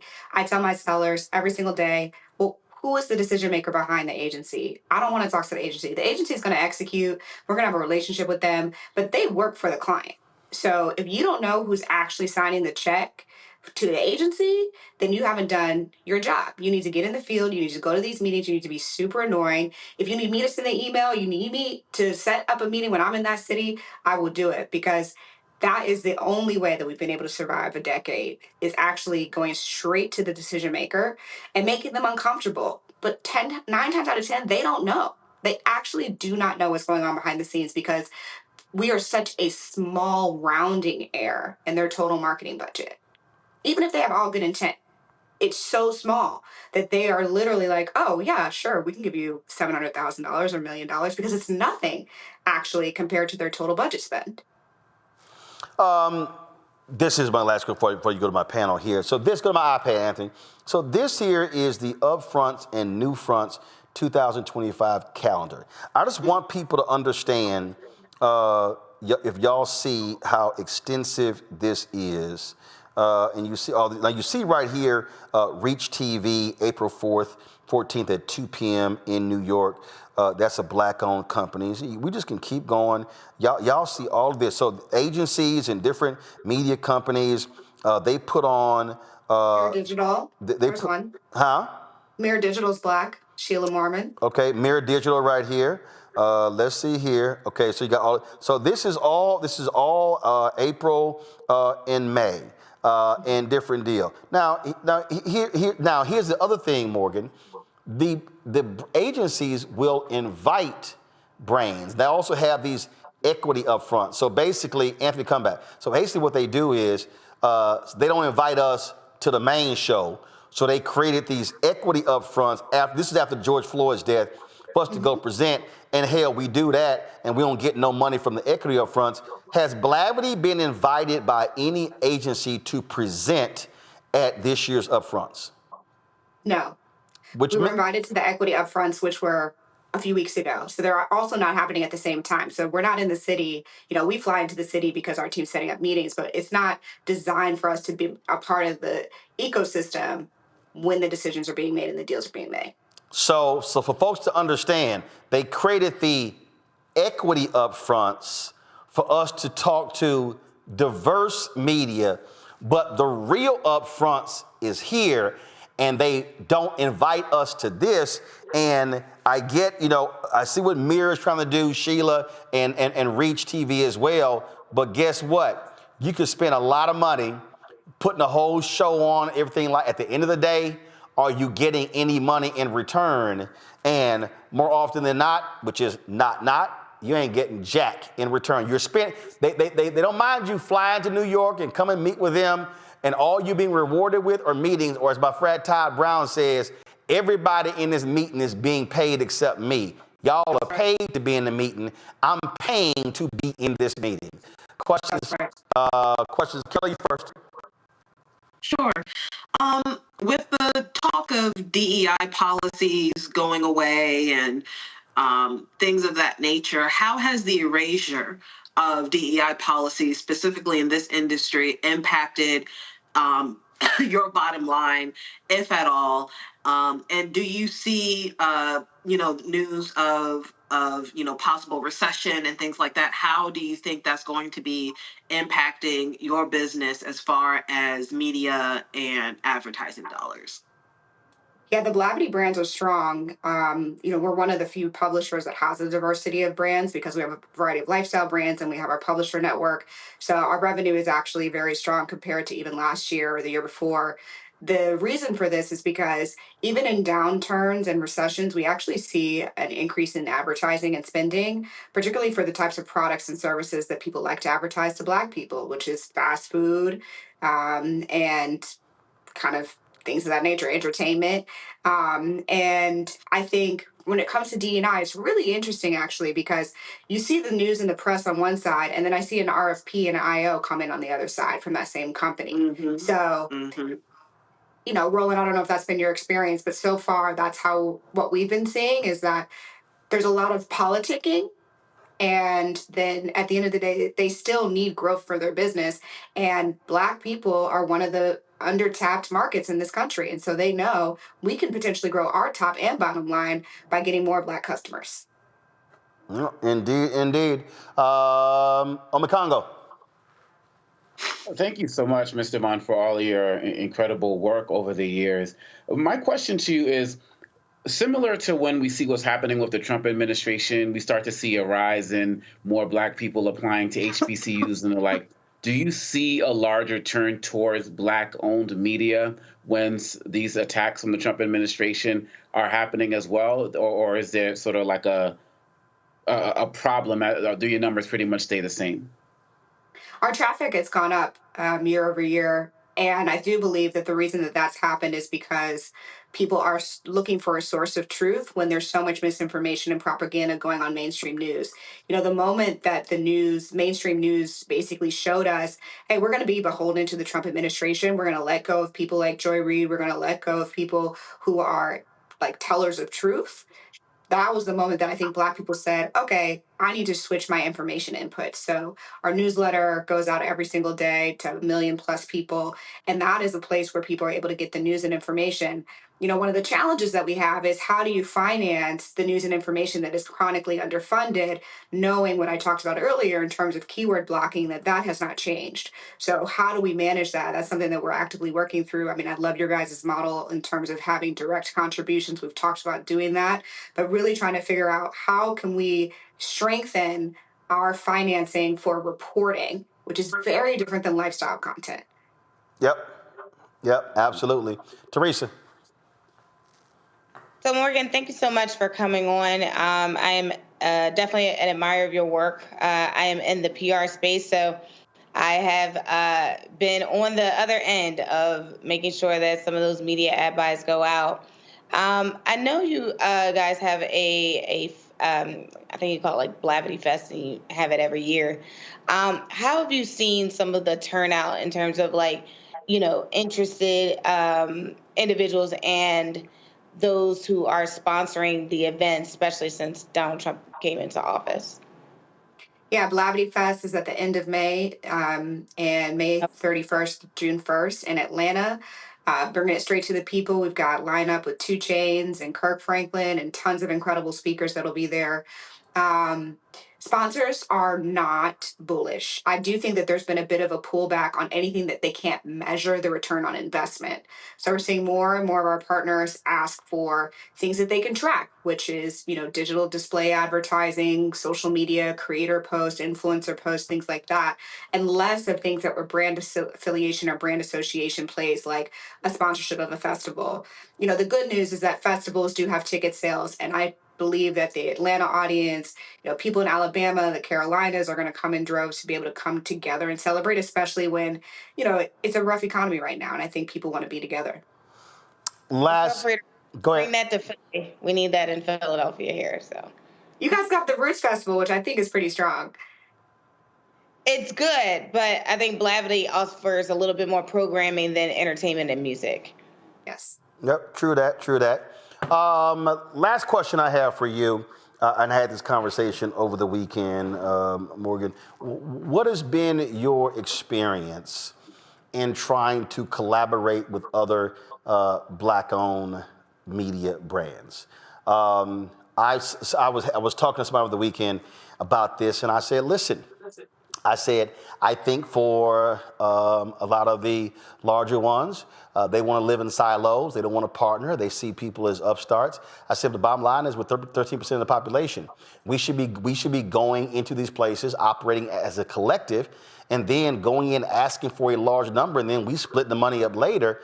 But I think a huge problem is that there are too many people. They want to be the only one. They think they can eat all of it. I said Disney can't eat all of it. Comcast can't eat all of it. I have a very simple philosophy. I want everybody to eat. I want Blavity to eat. I want Black Enterprise to eat. I want Urban One to eat. I want Revolt to eat. I want Black Papers to eat. I want us to eat. There's actually enough, and if we operate in the collective, I think we can take down more. The problem is, it's a bunch of folk with ego who do not actually want to collaborate and don't want to partner. What has been your experience? Roland, every year, behind closed doors, I try to buy or sell myself to another company because I truly believe that we will only win if we consolidate. I've done 3 acquisitions in the last 10 years of Black-owned businesses, bringing them under the Blavity fold, and I believe that it's the right way to grow and scale. Pretty much everyone that you've named, I've talked to, but to your point, they're comfortable. Some of these are family businesses. Most of them at this point are family businesses owned by wealthy individuals or families that have $700 million plus in net worth. So they want the power. They want the power of the distribution channel so that they can be the kingmakers. And that's nice, but that doesn't really serve the people because it doesn't allow us to consolidate the resources of all of this overhead that we all have to carry in order to be able to tell the truth. It doesn't make sense for all of us to have a CFO, for us to all have our own ad technology stack, for us to all have the same media sellers that are going against the same media agencies. It is absolutely a waste of money. And if anybody wants to call me after this, you all have my number. Yeah, well, I mean, listen, there were a lot of folk who I personally sat down with, traveled to before I even started this. And I said, I'm doing what you're not doing. So there's no competition here. And folks didn't want to partner. And I said, okay, fine, we're just going to do it ourselves. And you're right. I've been preaching consolidation for a very long time. I remember, God rest his soul, Jim Washington, who was the owner and publisher of the Dallas Weekly, when I ran the Dallas Weekly in 1998 as managing editor, he was like, Mr. Martin, why are you always trying to put my competitors out of business? I said, I'm not trying to put them out of business. I said, I just think it's stupid as hell. You got 7 black newspapers in Dallas. I said, Dallas ain't big enough to support 7 black papers. I said, it ain't big enough to support 2 daily newspapers. So what makes you think that these 7 black papers are going to be surviving and thriving? And the reality is that was 7 different people, 7 egos, 7 people who wanted invitations to the mayor's event, to the Christmas party or whatever the hell. And I said to him, Jim, I said, we're not getting ad dollars, Jim. We're getting community affairs dollars. I said, one thing I'll say too, Roland, is behind the scenes, a lot of us are collaborating on the revenue side. So many of the publications you mentioned are on our ad network. So we are running their ad technology and doing their sales. But where we're not collaborating is for people who own and dominate different distribution channels. Like you are the best on YouTube, and when it comes to digital video, there's no one that comes even close to your reach and your distribution. Right? Then there's people who have television and radio. That's actually where I think the consolidation needs to happen, where we'll have a lot of strength. Oh, no, absolutely. And I can tell you, and I'm going back, matter of fact, I'll use George Floyd as an example. That happened on May 25th, 2020. So we were watching, there was a Memorial Day, it was a Monday, and we were watching the protests unfold. And I remember on Saturday, something was burning and everybody is talking. And I think it was like at 9 o'clock at night, I sent an email to like 20 plus different people. And I said, why are we all watching white mainstream media break down what's happening? I said, why don't we all come together and produce our own show? I looked at this is not, we were not in this studio. We were not in this 5,800 square foot studio. We were across the street and we were co-leasing, subleasing this place. All we had was 1 main room and 3 offices. That's all we had. And I said, we have the studio, we got the technology, and only out of the 20 people, 1 person responded, and they couldn't even get their technology together. We went ahead and broadcast our own show. I think we were live 3 or 4 hours. We were only a year and a half old. We had about 400,000 views that night. But the point that I raised was, let's not wait. Let's stop watching the white media tell our own story. Then that December, I reached out to the folks and I said, hey, we all individually can't cover this Warnock-Ossoff runoff race. Same thing, let's get together. And it was only like 2 people who responded about let's partnering.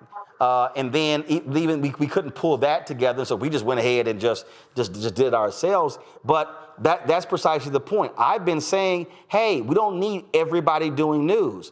But to your point, if we're able to say, hey, we can run this content here, run it here. Now, what do you have that we can run as well? Now to your point, you're maximizing resources to maximize reach.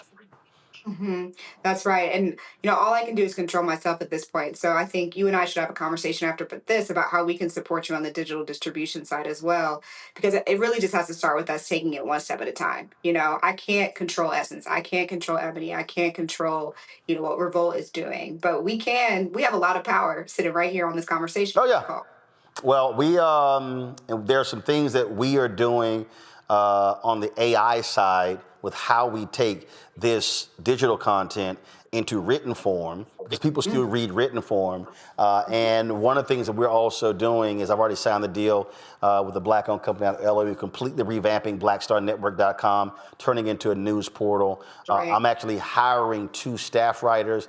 I know exactly what content I want how many stories for a week, because part of the other issue is, and you know this here, because I really do hate aggregation, because the problem is we're rewriting somebody else's stuff.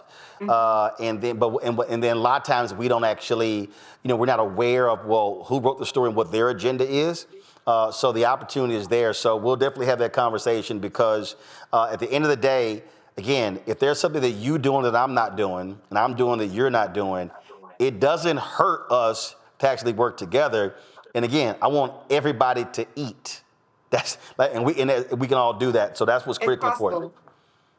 Looking forward to it. All right, Morgan, appreciate it. Oh, first of all, again, you said the conference. When was it? You said at the end of Blavity Fest. Yes, May 31st, June 1st, Atlanta. Get your tickets now, blavityfest.com. Is that Memorial Day weekend? Is that the same time? It's the weekend after. Oh, it's the weekend after. Got it. Okay. All right. So May 31st, June 1st? That's right. Okay. All right, Morgan, we appreciate it. Thanks a lot. Thanks, everyone. All right, gonna go to a break. When we come back, a couple of more things we want to talk about that you need to be aware of. You're watching Roland Martin Unfiltered right here on the Black Star Network. This week on The Other Side of Change. The attacks on education, book bans, and what it means for us. Our guest, Aaliyah Logan, who will join us talking about what are the implications for the lack of investment in education, both locally and internationally, and what this will mean for future generations. Fighting back against any of the administration's attempt to essentially make sure that people are uneducated and destroy history and make sure you forget history and historical things that have happened. Check us out on The Other Side of Change, only on the Black Star Network. Farquhar, executive producer of Proud Family. Bruce Smith, creator and executive producer of The Proud Family, Louder and Prouder. And you're watching Roland Martin Unfiltered.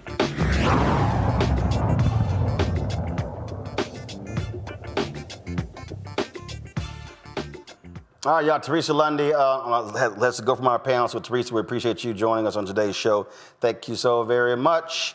Folks, let's talk South Sudanese. A bold new immigration crackdown from the racist the Trump administration is already stirring concern among African countries. Over the weekend, Secretary of State Marco Rubio, you know, the one whose parents from Cuba, because he ain't from here, announced that all U.S. visas held by South Sudanese passport holders are now revoked, effective immediately. In a statement on the State Department website, Rubio said it is time for the transitional government of South Sudan to stop taking advantage of the United States. Enforcing our nation's immigration laws is critically important to the national security and public safety of the United States. Every country must accept the return of its citizens in a timely manner when another country, including the United States, seeks to remove them, as South Sudan's transitional government has failed to fully respect this principle. Effective immediately, the United States Department of State is taking action to revoke all visas held by South Sudanese passport holders and prevent further issuance to prevent entry into the United States by South Sudanese passport holders. We'll be prepared to review these actions when South Sudan is in full cooperation. It comes after a deportation dispute between the United States and South Sudan. Washington says the African nation refused to accept the return of one individual, and now an entire community is paying the price. During a news conference, South Sudan's foreign minister responded to this revocation by the United States. The government of South Sudan has noted the United States announcement on April 5th, 2025, regarding the immediate revocation of visas for South Sudanese passport holders. This decision was made as a consequence of what was described as the failure of South Sudan's transitional government to accept the return of its repatriated citizens in a timely manner. We would like to clarify that the government of South Sudan has consistently maintained open communication and cooperation with U.S. authorities regarding immigration and deportation matters. The government welcomes all its citizens, whether they are returning voluntarily or through deportation processes. It is imperative to highlight that South Sudan has consistently demonstrated goodwill and cooperation with the United States on immigration and deportation issues. In this context, the South Sudanese Embassy in Washington, D.C. has issued emergency travel documents for 21 out of 23 individuals identified by U.S. authorities, with some successfully repatriated and admitted into South Sudan without issue. Of the 2 individuals confirmed as non-South Sudanese nationals, one is a Congolese citizen, namely Mr. Makula Kintu, and the other is a Sudanese national. The government deeply regrets that despite this history of collaboration and partnership, South Sudan now faces a broad revocation of visas based on an isolated incident involving misrepresentation by an individual who is not a South Sudanese national. South Sudan reaffirms its commitment to engaging constructively with the United States to ensure the proper verification and acceptance of bona fide South Sudanese nationals consistent with international standards and practices. South Sudan values its strong partnership with the United States and appreciates the significant contributions made by the American government and people, as well as the South Sudanese community residing in the U.S. The government remains steadfast in its commitment to resolving this matter through constructive dialogue and collaboration. The Republic of South Sudan looks forward to working closely with U.S. authorities to address this issue promptly, fairly, and in a manner that is mutually beneficial. Now, tensions are high in South Sudan. Their vice president is under house arrest after tensions between militia and the government are rising fast. The UN is warning a possible civil war in South Sudan, and no new visas will be issued, no existing ones are honored, and no South Sudanese nationals will be allowed into the U.S. until further notice. This is the first countrywide visa ban for the Trump administration. Here's the real thing, Omekongo here. The fact of the matter is, Trump folk, they just want to send anybody anywhere. You heard them say that was a Congolese resident. We've seen this with other countries. Their whole attitude is, we don't give a damn who we send to you, you just take them. Yes, and on top of that, Roland, kind of going back to the importance of your first segment, this was the first time I've heard with this story. I've heard about the Sudan story all day, but this was the first time anyone's actually talked about the person who was rejected actually not being Sudanese. So that goes to the importance of accuracy as it relates to these stories. Furthermore, they want to make examples of this. And you know why I'm kind of like a little bit out of it right now? Because my mind is, as I'm thinking of the Duke basketball player Malouak, who's Southern Sudanese. And I'm wondering, like, are they gonna make an example out of him? You know, he's at Duke, and that's where Stephen Miller went, and he probably doesn't think black people should go to Duke or something. But this is when people need to rally together, because it's another example of Trump also starting with small nations and small countries that he thinks that people aren't going to give a damn about. And if you think that is only going to be South Sudan, it's going to be other countries. So this is the time when people need to rally around, have accuracy, respect other countries' sovereignty, and just like you're doing with, El Salvador, not just shipping people wherever you feel like you can ship them. People need to stand for their sovereign borders. This administration has no patience, and they just want to make examples out of everybody. And I'm really interested to see what's going to happen at Duke if they're going to try to make an example out of him. Roland, there are less than 50 visas that have been issued to South Sudanese here in the United States, right? This is who they want to target. It's not surprising. We got to stand together. Kelly, real simple. This is called African nations are shithole countries. That's what Donald Trump thinks. And we're going to make an example out of you shithole, your shithole country. That's all this is. They don't give it. They do. Donald Trump, MAGA, Elon Musk, J.D. Vance, Marco Rubio, they do not want black people in this country. They will happily take white Afrikaners from South Africa. They do not want black people from Africa. Right? You heard about the $5 million gold card for people who can afford it that was basically advertised to white European countries and Russia. You hear about it in the dog whistles of exactly who they're going to welcome here and exactly who they're not. Said dog whistle is becoming a little bit louder and becoming a real whistle now.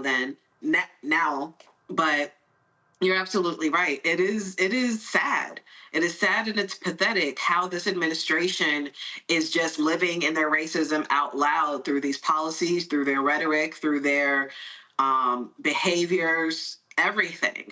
But what I am more concerned about now is after this administration, should there be an after to this administration, we have to think about how these countries are going to treat us from here on out, because it can't be a foreign policy where they are treating us well, president by president by president, especially when our administration ideologies have been so mercurial from presidency to presidency as of late. They, like these other countries, Sudan, the European Union and the like, they're going to have to basically reframe how they see the United States from here on out, because they can't afford to govern their foreign policies based off of specifically who's in office at the time. There has to be some type of uniformity on their end. So what does that mean for us? If I were in their shoes, we would be treated like a third world country until there was a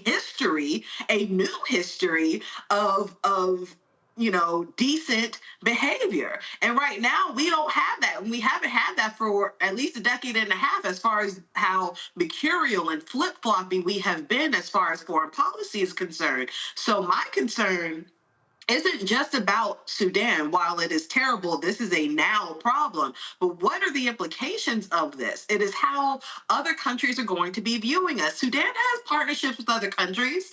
You know what I'm saying? Like, we're not the only country that has business with Sudan, who has diplomatic relations with South Sudan. So how are those countries looking at us? How are those countries going to converse with us and be diplomatic with us? Are they going to be diplomatic with us from here on out? And right now, I am looking at a pattern of hostility, not just towards Black countries, but frankly towards the world that isn't Russia. And that's very concerning. Absolutely, absolutely. All right. Omakongo, Kelly, we appreciate both of you being on today's show. Thank you so very much. Again, appreciate Teresa as well. Folks, tomorrow we're going to talk about a lawsuit against St. Augustine's University. Of course, we're going to be there on Friday in Raleigh, North Carolina. So the school having more drama. Now you got to spend more money on legal fees. So it's like, what the hell is going on?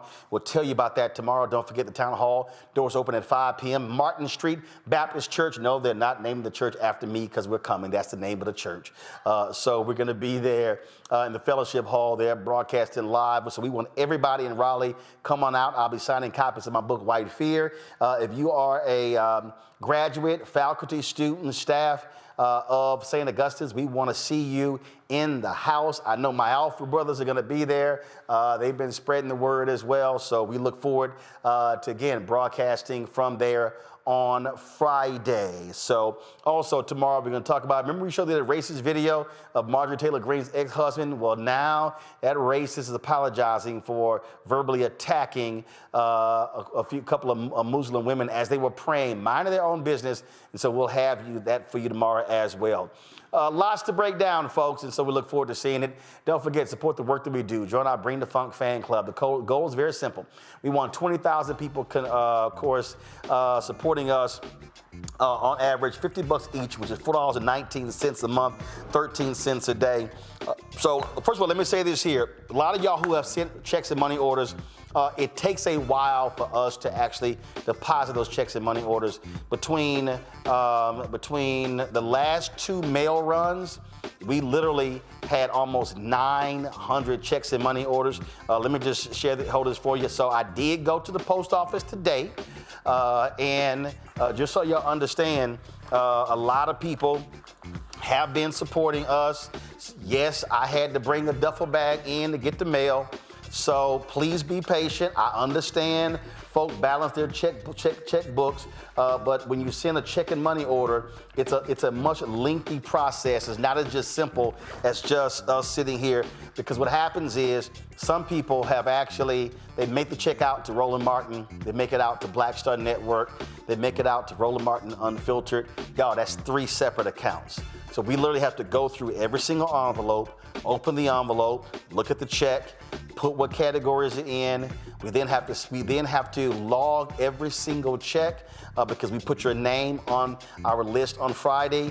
We then have to sign the back of every check and then go through. So it's a lot more process. And so again, this is all, just so y'all understand, this is all what came in today when I went to the post office. So please, if you sent a check or a money order, I ask you to be patient. We absolutely appreciate everybody who is supporting our show, the people who don't believe in electronic payments, who are sending stuff. I appreciate all of that, but just understand there's still more in here. There's a process that we have to go through when it comes to checks and money orders, and so please be patient. Yes, that's like literally that was what's all in the mail today. So if you want to give me a Cash App, please use the Stripe QR code. This is it right here on the screen. If you're listening, go to blackstarnetwork.com. That Stripe QR code. If you want to use a credit card, you can also use the Stripe QR code. As I said, our target goal is to have 20,000 people give on average $50 each a year. The goal is to raise $1 million annually from our fans. So here's the thing, y'all. I don't charge a subscription fee. I don't do Patreon. I don't do Substack. There's like perfect example, Midas Touch, the Progressive Network. They do 350 million views on their YouTube channel. They make a lot of money off their YouTube channel. They also have 40,000 people pay $8 a month on their Substack. Well, do the math, y'all. That's $96 a year. I purposely did not want to charge a subscription for our content because I wanted this widely available. So I wanted people to be able to access our content on our Facebook page, on our YouTube page, on our other pages. I want them to be able to access it. We post clips on our social media, and so that's why we do that. And so I knew if we had done a subscription model, people would not be able to see it. We would not be doing 200 million views a year. And so that's why we do it. So we asked you to support our Bring the Funk fan club as a way to donate to our cause in order for us to be able to build this and grow. As I said, this show started September 4th, 2018 with just this one show. On September 4th, 2021, we launched the Black Star Network. In February 2022, we start debuting our shows. We debuted 4 shows. 3 of those shows have gone away. We've added new shows. And so Dr. Greg Carr, his show is still with us. The Black Table, that's a weekly show. Reverend Dr. Jackie Hood Martin show of the Balanced Living, that is a weekly show. We just launched The Other Side of Change with Bria Baker and Jamia Burley. That is a weekly show. I am working with some folks right now to launch a business show. We are working on a health show. We are also, I had another call today. We're looking at creating a Black-owned business marketplace for you to be able to buy Black-owned products through our channel. I've already signed a deal with a Black-owned web developer for us to completely redevelop blackstarnetwork.com to turn into a news portal. I'm negotiating with 2 people to become writers for us to write stories. They'll appear on my show and other shows. We'll have that content on blackstarnetwork.com. And so we're looking to be as robust as possible. When you look at our merchandise, we've actually grown that as well. All of that pays for all of this here. Y'all, the numbers do not lie. All of this, when we talk about staff, when we talk about travel, listen, our lease in this place is up in 2026. This is going to cost several thousand more dollars a year than what we've been paying for the last 4 years. So when you talk about our fiber optic lines, when you talk about upgrading our equipment, I am right now, as we speak, about to go through about $100,000 refresh of our lighting system because we need to do some lighting in some different places. We're looking at potentially adding additional robotic cameras. So all of this stuff actually costs money, real money. And so you already heard the conversation with Morgan DeBond. We don't get the money from these ad agencies. I told you, the major ad agencies, Group M, even when they had a Black CEO, $0. Publicis, $0. Dentsu, $0. Horizon, $0. I can name all of these agencies, and we've gotten $0. We've gotten support from certain brands, Coca-Cola, General Motors. We did, 2-3 years ago, Procter & Gamble. Haven't heard from them since. So listen, our fan base is critically important to our success. So again, Cash App. Use the QR code from Stripe. You see it right here. And of course, go to blackstarnetwork.com. Please, if you're going to send a check or money order, please make it out to Roland Martin Unfiltered. It makes it so much easier to process your checks and money orders. Please do that. And so make it payable to P.O. Box 57196, Washington, D.C., 2003 7-0196. PayPal. You can go to use our paypal.me/R Martin Unfiltered. Please, when you see that, don't freak out, because the parent company of us is New Vision Media. So you see New Vision Media on there, that is us. I've gotten y'all phone calls and emails. Is this Roland Martin? Yes, it is. But it's New Vision Media, so don't freak out. PayPal is paypal.me/R Martin Unfiltered. Venmo is venmo.com/RM Unfiltered. Zelle is roland@rolandsmartin.com, roland@rolandmartinunfiltered.com. When you buy our merchandise, our hoodies, our crew necks, our t-shirts, wall art, mugs, those are dollars that we also split between the company as well as us as well. And so please, and also if you got a picture of your hat or your shirt, post it on social or email it to me at roland@rolandsmartin.com or roland@rolandmartinunfiltered.com, and we'll show it on the air. Get our 2 newest shirts, hashtag we tried to tell you, FAFO 2025. Also, don't blame me. I voted for the black woman.